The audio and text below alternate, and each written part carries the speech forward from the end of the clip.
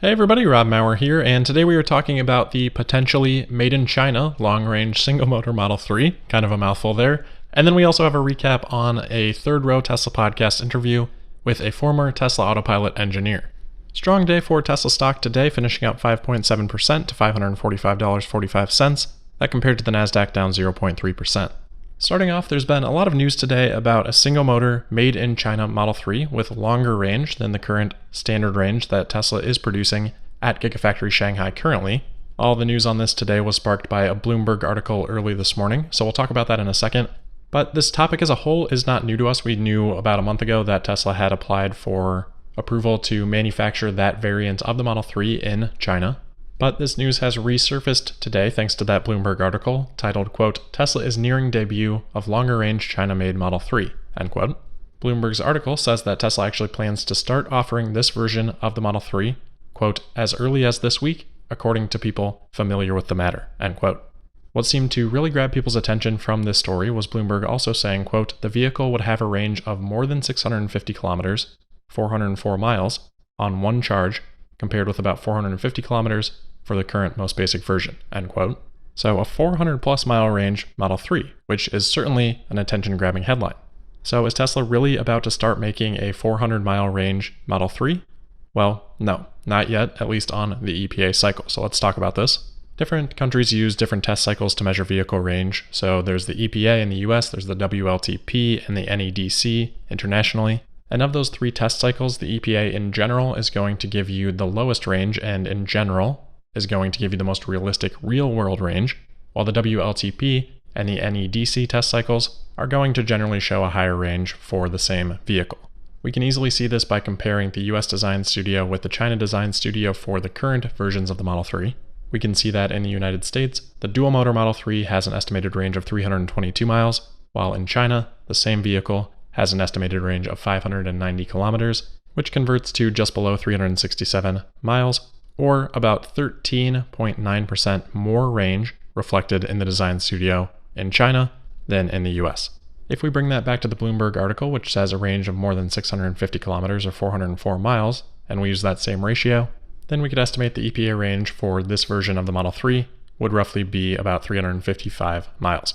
The other thing to consider here is that Bloomberg just says above 650 kilometers, so it could potentially be a good bit higher than that. And we do have somebody on Twitter at @dcuric posting a report from news18.com, which I have no idea on the validity of that source, but it does say 668 kilometers of range for this version.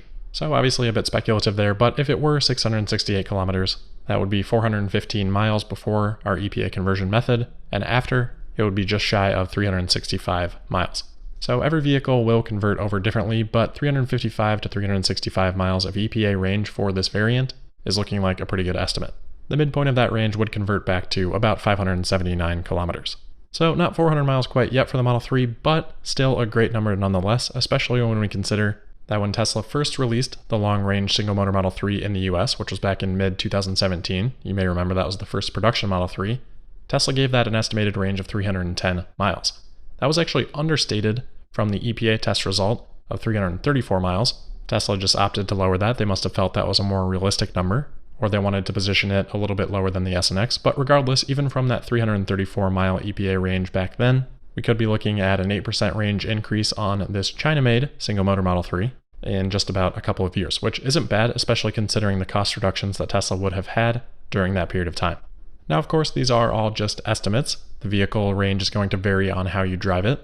Of the standardized tests, I think the EPA is the best that we've got. But if you really want to get 400 miles of range out of a Model 3, you can. The actual record for a single charge on the Model 3 stands at about 623 miles, if you're willing to do some pretty extreme hypermiling.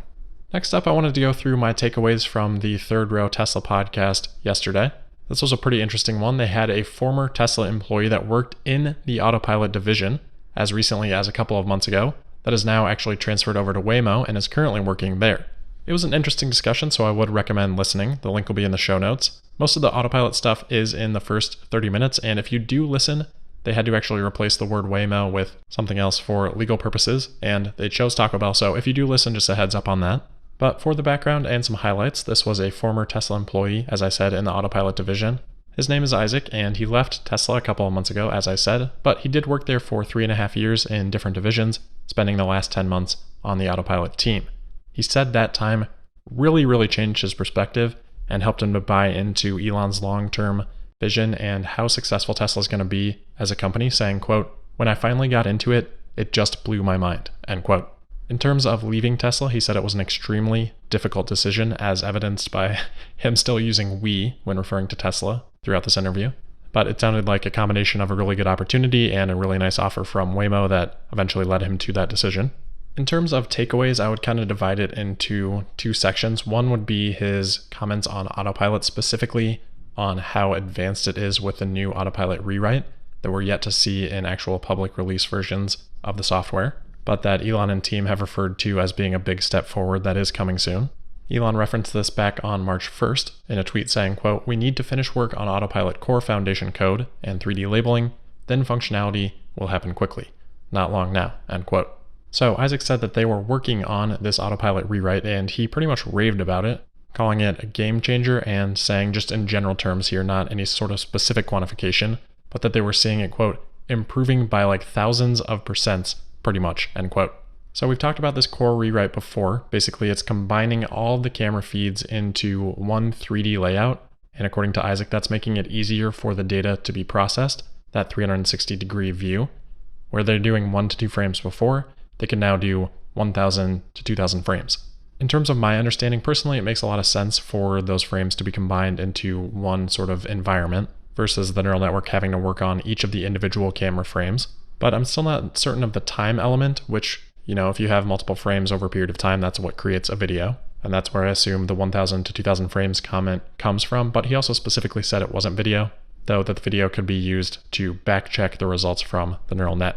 The third row group pressed on that a little bit too. I think they were also a little bit unclear on that, but I'm not sure that the answer really helped with that. So if you have thoughts on that, let me know in the comments below. But anyway, he heavily emphasized the value of this rewrite, saying that it was eliminating all of the little mistakes with autopilot in the past, and that, quote, "things that are happening are going to be crazy," end quote. So this is all directionally aligned with the comments that Elon has been making on this rewrite, so really good to hear it from somebody else as well. The other big focus, I would say, which was probably the latter half of that first half an hour, was the comparison between Waymo and Tesla. Really interesting given that Isaac has worked at both, and he was pretty surprisingly honest, I would say. He talked about how there's always a lot of talent flowing between Waymo and Apple and Tesla, and that the work at Tesla is way more intense. And then he did a nice compare and contrast with Tesla and Waymo, getting into things like the LiDAR strategy, which he gave a little bit more detail on, saying that there can be a lot of interference using LiDAR in terms of the reading that it's getting, which causes broken images. And he says, quote, "which is why it's not dependable," end quote, but that Waymo compensates for that with more sensors. So that's why you see 4 on each of the corners of the vehicle, so that the image disruption is, quote, "not that frequent," end quote. He was very complimentary of both Tesla and Waymo in terms of their progress towards full self-driving, and he basically said that they have different strategies. Waymo is really trying to work on becoming a supplier for autonomous technology, saying, quote, "they're trying to build a universal system you'll be able to buy and put into your own car. That's Waymo's main goal," end quote. And when he says your own car here, I assume he's not actually referring to the final end consumer, but rather the automakers. Obviously, Tesla's strategy, at least at this point in time, is very internally focused. At the end of the day, though, Isaac came back to what we so often talk about here, and that was data. He said that Waymo has a lot, and to not misunderstand that, it's a lot, but, quote, "not the same amount as Tesla, and a lot of data is not enough data," end quote. That paints a pretty ominous picture for anyone trying to compete with Tesla on full self-driving, because Tesla's about to take 2 massive steps forward here. One with this autopilot rewrite, and the second in terms of vehicles out there capable of using it with hardware 3 to gather data for Tesla. That combination creates a pretty crazy exponential, and if things go as planned, should allow Tesla to start to pull away pretty quickly. That's a big if, of course, but the important thing is Tesla's about to have more valuable data and a lot more of it. Last couple of quick notes that I want to throw in here from this interview. Isaac said that your car will actually update without doing the full version number software updates, generally for a lot of little things like size or brightness of different graphics, things like that. And it sounded like maybe at times some neural net stuff, so thought that was interesting. And then in terms of being a supplier of an autopilot system, He mentioned that that might be a possibility for Tesla, that they could license autopilot someday, basically saying that it hasn't been ruled out and that it was something that he could personally see happening. So again, the link for that is in the show notes. That is it for today though. As always, thank you for listening. Don't forget to subscribe and sign up for notifications, and make sure you're following me on Twitter at Tesla Podcast. With that, I'll see you tomorrow for the Wednesday, April 8th episode of Tesla Daily. Thank you.